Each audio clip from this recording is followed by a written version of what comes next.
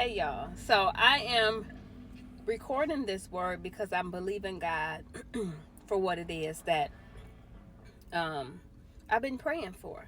So excuse me. I just finished it. Hold on. So I recorded all this a couple days ago and I don't know how it didn't save. But anyway, I'm recording again. Let's see where we are. So I'm believing God for a new position as a nephrology nurse practitioner with Michigan Medicine. I am currently on my sabbatical from work. This week 4 starts Monday, so I'll be in the final end stretch of the sabbatical. Is 4 weeks. So week 4 is Monday, and I go back to work April 6th. So today is March the 28th. Saturday, March 28th. I am sitting here on this Belle Isle, looking out at this Detroit River, and just finished eating something. I brought my Bible because I was going to do some reading because I haven't read yet today. And this in the evening. This what, about 6 o'clock.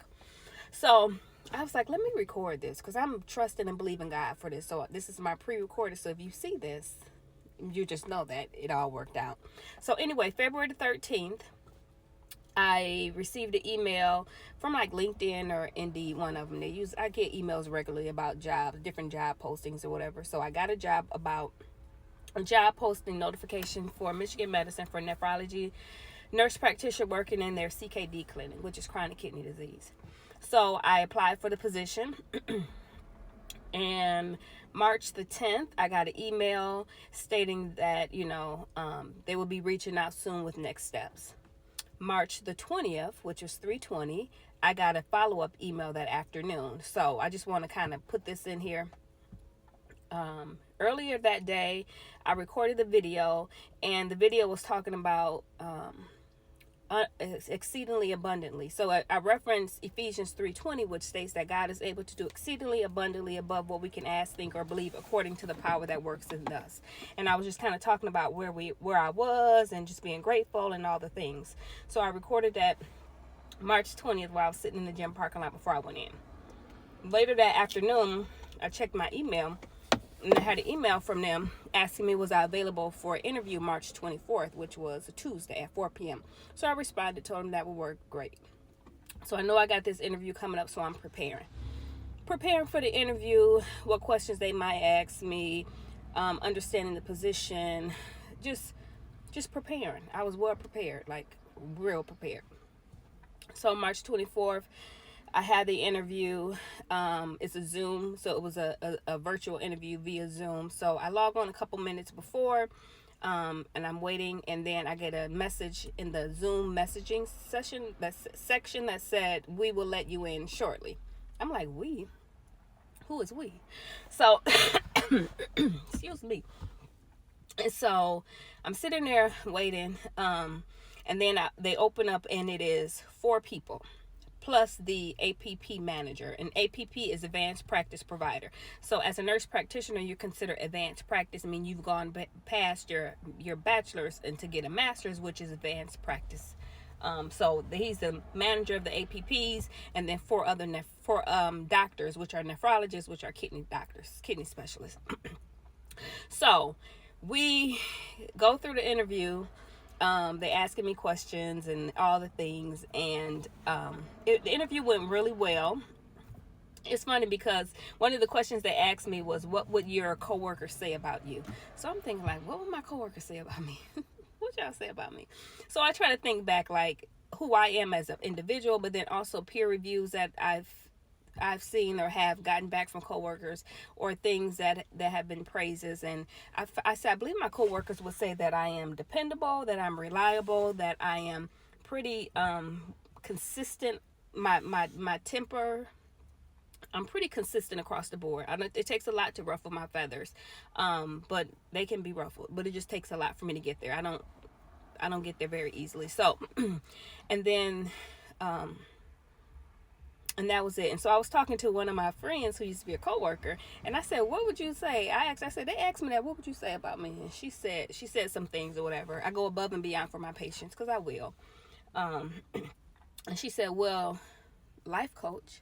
So when I was at DaVita, the manager of the clinic, he got a nickname for people, like, and for different people had different nicknames or whatever. And mine was Life Coach. And he started calling me Life Coach probably, I don't know how long I had been there, a month. I don't know how long it had been, but it was shortly after I transferred to that unit.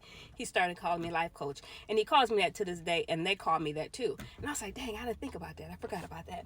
So anyway, we had the interview. One of the things, so I'm gonna kind of detour a little bit. This gonna have to be 2 videos, I know, because it's gonna be kind of long, but let's kind of sidestep for a second, or should I say pivot.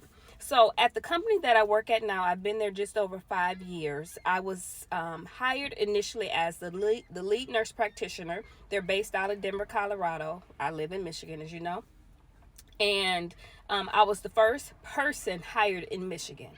And I was hired to fill the role as the lead nurse practitioner for the Michigan market.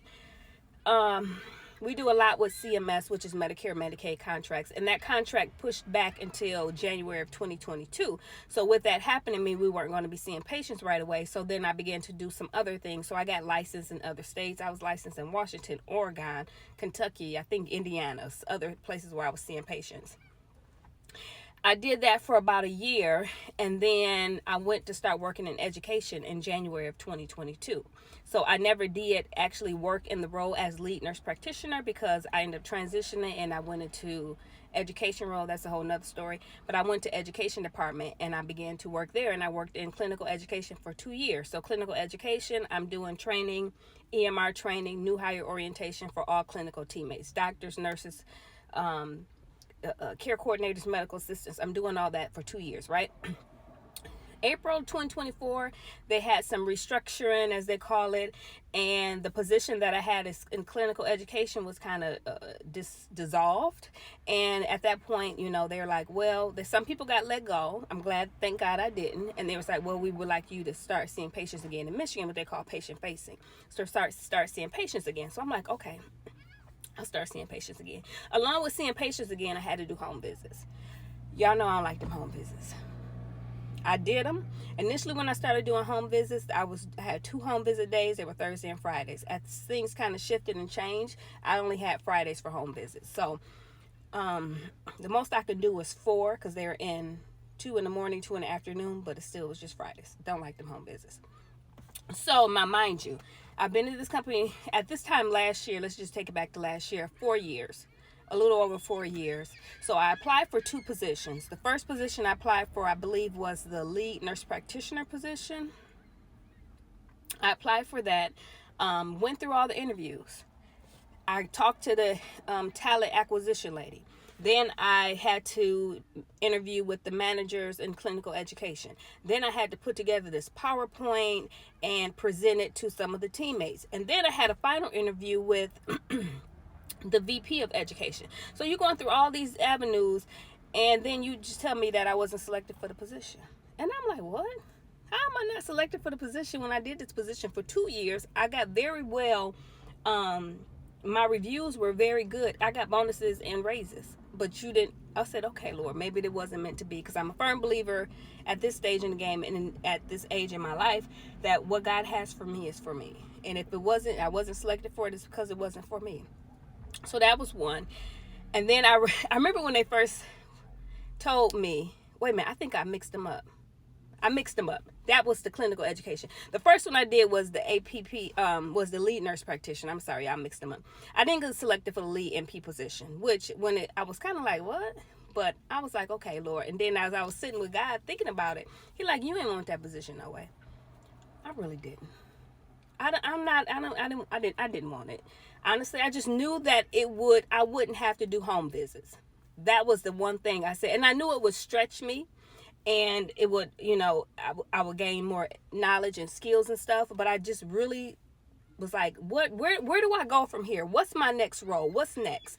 But I knew that I wouldn't have to do home visits.